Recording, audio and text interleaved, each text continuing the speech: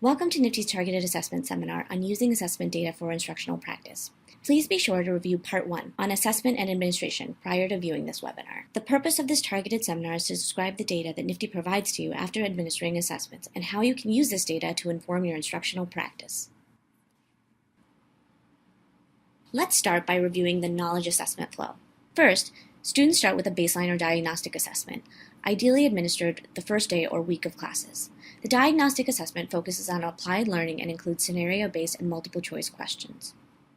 Second are NFTE's experiential activity rubrics, designed to support overall content learning objectives, but the rubrics are also great to assess skills like creativity and problem-solving. Third are performance tasks.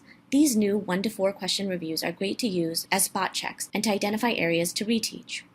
After performance tasks are unit assessments. Unit assessments are summatives for the unit. NFTE offers 4 unit assessments, 1 for each unit of learning. In addition to the unit assessments, NFTE provides business plan rubrics for both the written and presentation business plans. Once you teach a unit, you can have students complete the corresponding business plan unit and use the rubric to assess. The final step in the assessment flow is the summative assessment. The summative is the same test as the diagnostic and is used to assess knowledge gained throughout the program. This should be administered at the end of instruction. Both the diagnostic and the summative assessment are requirements for the NFTE program. Of the assessments we will cover, the diagnostic, summative, and the unit assessments can all be administered online.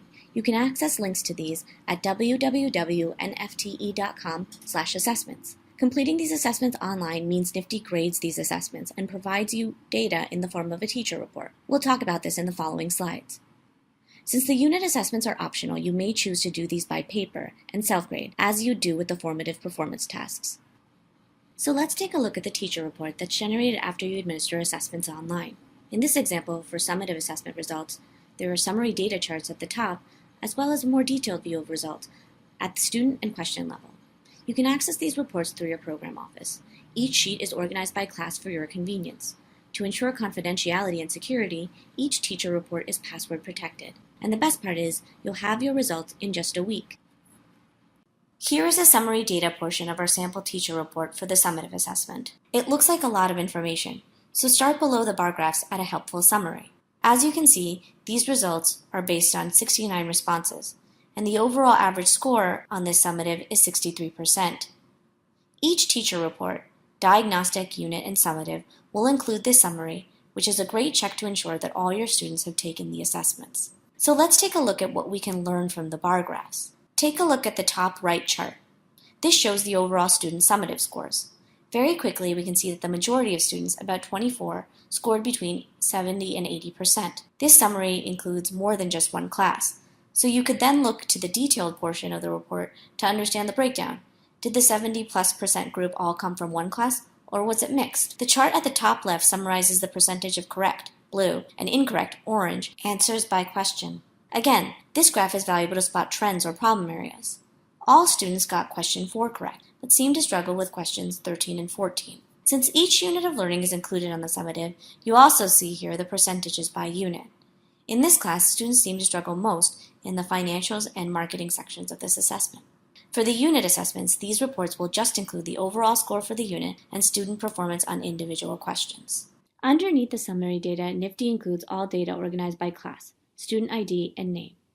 For the purposes of this presentation, we've removed all student and class information and broke up the Excel sheet into 2 parts, top and bottom, for easier reading. While in the summary charts, you can see how a percentage of students did on a question. In the detailed portion, you can see how a specific student scored overall. In this example, by unit on the summative assessment. This is great for grading and to compare student diagnostic, unit, and summative results. In the bottom portion, you'll see the breakdown of correct and incorrect answers by student. If this were a diagnostic or unit assessment, it would help personalize instruction and help drill down to key learning objectives by student. In this example, we can see that the first student got question 1 wrong, and the incorrect answer he or she selected. Providing the incorrect answer can show the teacher where the students may have misunderstood the question or concept. If you quickly look down the Q1 column, you'll notice a number of students selected the wrong answer, but the same answer choice, A. Since this is a summative, this teacher won't have the opportunity to reteach this objective or concept to this current group of students, but he or she can reflect on how to structure his or her teaching for future classes. We have already started to see how this data is useful just by going through the parts of our sample teacher report. Now let's look at each assessment to consider how you can use the teacher report data to inform your instructional practice.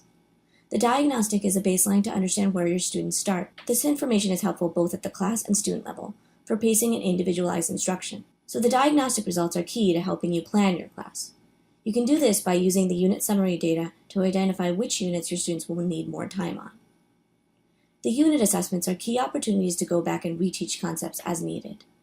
Identifying challenging concepts early on can help you avoid confusion and frustration when your students are developing their business plans.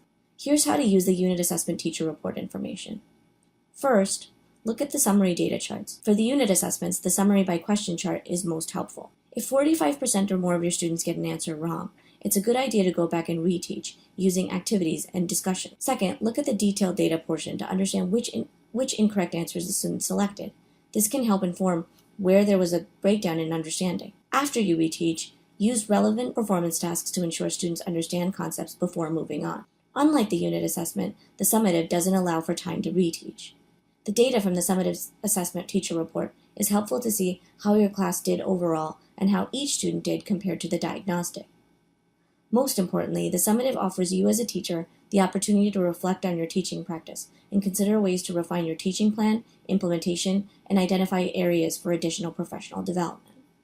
Although NFTE doesn't provide a teacher report for performance tasks, these formative assessments can be the key to your student success as they provide valuable data to adjust instruction.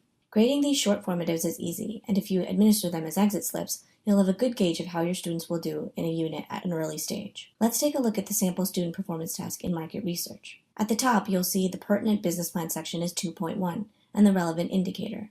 Take a moment and look at the answers this student selected in NFTE's rubric. This student only got one answer right for this indicator. Based on the rubric, this means the teacher should remediate, using the extension activities in Chapter 7.1. Our analysis was only of one student. The formative allows for more personalized instruction. In this example, we may choose to give the student more practice as homework, but this is just as easy to do at the class level. After reteaching, you can create your own task using NFTEs as a model to ensure student learning. Remember, we aren't assessing our students just to grade them. NFTE's assessments are designed to support them in developing their overall business plan. Here are some next steps we recommend to close this seminar. First, review NFTE's School Year 15 Pacing Guide and Assessments.